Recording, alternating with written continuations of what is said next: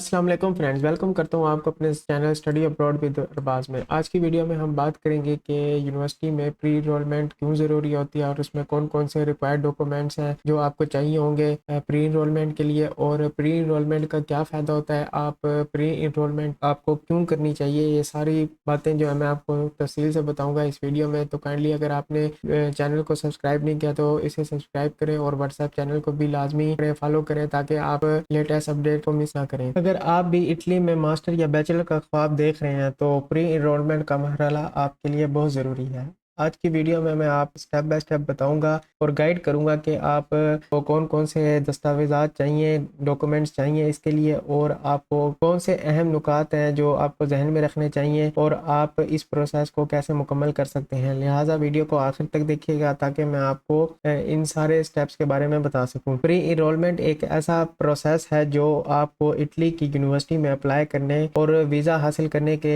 लिए रिक्वायर्ड होता है, और ये प्रोसेस यूनिवर्सिटी और वीज़ा फाइल करने के दरमियान होता है। इसका मकसद ये होता है कि आप इटली में अपनी एम्बेसी से ये तस्दीक करवाते हैं कि आपकी तालीमी काबिलियत दुरुस्त है और आपको यूनिवर्सिटी में दाखिला मिल सकता है। ये प्रोसेस हर साल अप्रैल या जुलाई तक जारी रहता है, लिहाजा आपको वक्त पर अप्लाई करना बहुत ज़रूरी है। अब बात करते हैं किन किन ममालिक में प्री इनरोलमेंट लाजमी होती है। प्री इनरोलमेंट ज़्यादातर यूनिवर्सिटी जो रिक्वायर्ड करती है इंटरनेशनल स्टूडेंट्स के लिए लाजमी करार देती है, क्योंकि ख़ास तौर पर वो ममालिक जिनके लिए तलबा को इटली के लिए स्टडी वीज़ा दरकार होता है। पाकिस्तान, इंडिया, बांग्लादेश, नाइजीरिया और दीगर नॉन EU ममालिक के तलबा को ये प्रोसेस मुकम्मल करना लाजमी होता है। जी तो फ्रेंड्स, बात करते हैं कि प्री इनरोलमेंट के मेथड के बारे में। प्री इनरोलमेंट बेसिकली इटली की यूनिवर्सिटीज़ में दो तरीके से होता है। कुछ यूनिवर्सिटीज़ आपको कहती हैं कि आप पहले हमसे एडमिशन लेटर लें फिर बाद में प्री इनरोलमेंट करें, और कुछ यूनिवर्सिटीज़ ये कहती हैं कि आप हमसे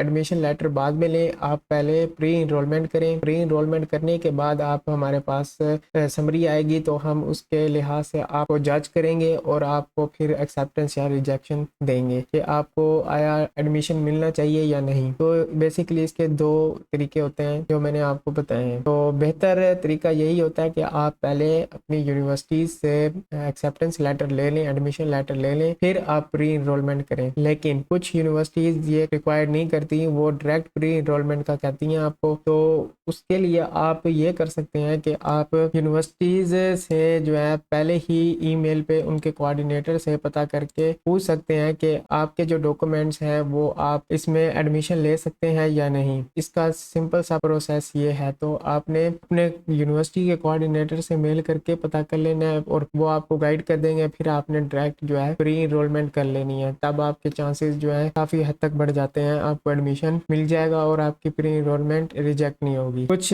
बच्चे ये भी पूछते हैं कि अगर हम प्री इनरोलमेंट कर लें और हम यूनिवर्सिटी चेंज करना चाहें तो आप उसको यकीनन कर सकते हैं। प्री इनरोलमेंट का मकसद ही यही होता है, एक या एक से ज़्यादा यूनिवर्सिटीज़ में से एडमिशन लेटर मिल गया है तो आपने एक यूनिवर्सिटी को चूज़ करना होता है ताकि आप एम्बेसी को बता सकें कि आपकी डेस्टिनेशन यूनिवर्सिटी कौन सी है। जी तो फ्रेंड्स, बात करते हैं pre enrolment process in Italy. Step by step मैं आपको रिक्वायर्ड डॉक्यूमेंट्स के बारे में बताऊंगा। तो आपने देखना है कि you will need the following document, ये डॉक्यूमेंट्स रिक्वायर्ड होंगे। तो सबसे पहले है आपका कॉपी ऑफ पासपोर्ट, जो कि आपका नियर टू एक्सपायर नहीं होना चाहिए, उसकी वैलिडिटी ज़्यादा होनी चाहिए। तो यूनिवर्सिटी एडमिशन लेटर अगर आपके पास एडवांस में है, जैसे कि कुछ यूनिवर्सिटीज़ जो हैं वो पहले से आपके पास एडमिशन लेटर रिक्वायर्ड करती हैं। जैसे मैं आपको बताऊं कि इस यूनिवर्सिटी को छोड़ के, यूनिवर्सिटी ऑफ नेपल्स फ्रेडिको 2 को छोड़ के बाकी जितनी भी मैंने अपने चैनल पर यूनिवर्सिटीज़ के बारे में जिक्र किया उन सब में जो है आपको पहले एडमिशन लेटर चाहिए होता है और बाद में प्री इनरोलमेंट करनी होती है। लेकिन जो मैंने कल वीडियो पोस्ट किया उसके अंदर मैंने आपको ये बताया कि इसके अंदर आपको डायरेक्ट प्री इनरोलमेंट करनी होती है, जिसके प्रोसेस में आपको ये डॉक्यूमेंट्स रिक्वायर्ड हैं जिसके बारे में मैं आपको बता रहा हूँ। फिर आपके पास यहाँ पर CV चाहिए होती है। जाहिर सी बात है आपके पास एक अच्छी CV होनी चाहिए यूरोपियन फॉर्मेट में। और फिर उसके बाद आपके पास यहाँ पर ऑल एजुकेशनल सर्टिफिकेट्स, पहले अगर आप मास्टर के लिए मैट्रिक, इंटर और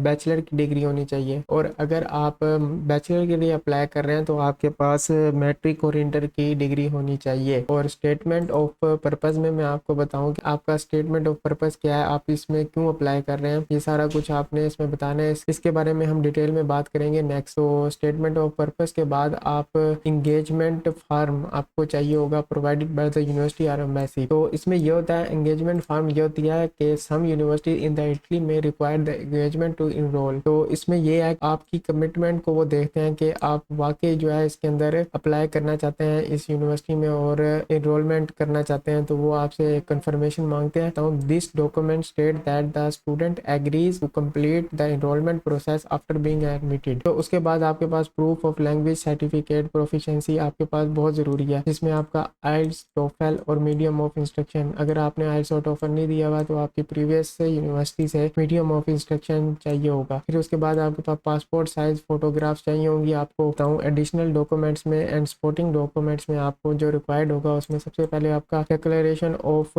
वैल्यू, और वो आपको एक लेटर जारी करके देते हैं 30 दिन के अंदर। फिर उसके बाद आपके पास सर्टिफिकेट्स एंड अचीवमेंट्स, और अगर आपने कोई ऑनलाइन टेस्ट वगैरह दिया और अचीवमेंट में अगर आपके पास कोई अचीवमेंट है तो पीडीएफ की फॉर्म में वहाँ पे अपलोड करेंगे। और रिकमेंडेशन लेटर फ्रॉम प्रोफेसर। जी तो फ्रेंड्स, डिक्लेरेशन ऑफ वैल्यू के बारे में और स्टेटमेंट ऑफ पर्पस के बारे में मैं आपको अलग से गाइड करूंगा, तो आपने उन वीडियोस को भी लाजमी देखना है, मैं नेक्स्ट बनाऊंगा इनके बारे में। जी तो फ्रेंड्स, बात करते हैं उन अहम पॉइंट्स के बारे में जिसके बारे में मैंने आपको वीडियो के शुरू में बताया था कि मैं आपको लाजमी बताऊंगा। तो उन पॉइंट्स में सबसे पहला पॉइंट है arrange all your documents on time. आपने अपने तमाम डॉक्यूमेंट्स को टाइम पे अरेंज कर लेना है। उसके बाद यहाँ पर लिखा हुआ है सेकंड पॉइंट में कि आपने यूनिवर्सिटी से राब्ते में रहना है, और अगर कोई चीज़ मिसिंग होती है तो वो आपने उस मिसिंग डॉक्यूमेंट को सबमिट कराकर अपने इशू को रिजॉल्व करा लेना है। Apply on university Italy as soon as possible. आपने इस वेबसाइट पर जल्दी से जल्दी अप्लाई करना है ताकि आप किसी भी डिले से बच सकें। तो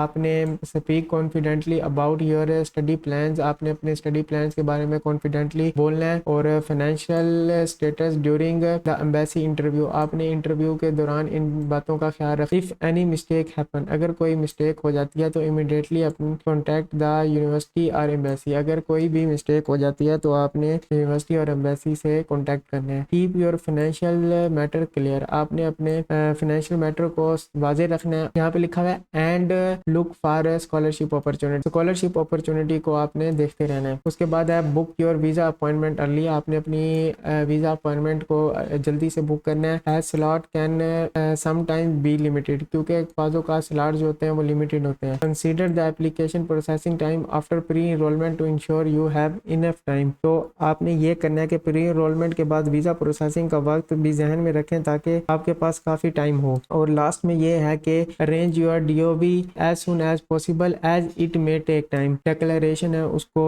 जल्दी से अरेंज कर लेना है क्योंकि इसमें टाइम लग सकता है 30 दिन का। ये लेटर आते हुए आपको 30 दिन लग जाते हैं, तो आपने इसको जल्दी से अरेंज कर लेना है। जी तो फ्रेंड्स, उम्मीद करता हूँ आपको मेरी ये वीडियो पसंद आएगी होगी, और अगर आपने चैनल को सब्सक्राइब नहीं किया तो काइंडली सब्सक्राइब करें क्योंकि नया चैनल है। तो व्हाट्सएप चैनल को भी ज़रूर फॉलो करें ताकि आप लेटेस्ट अपॉर्चुनिटी को मिस ना करें।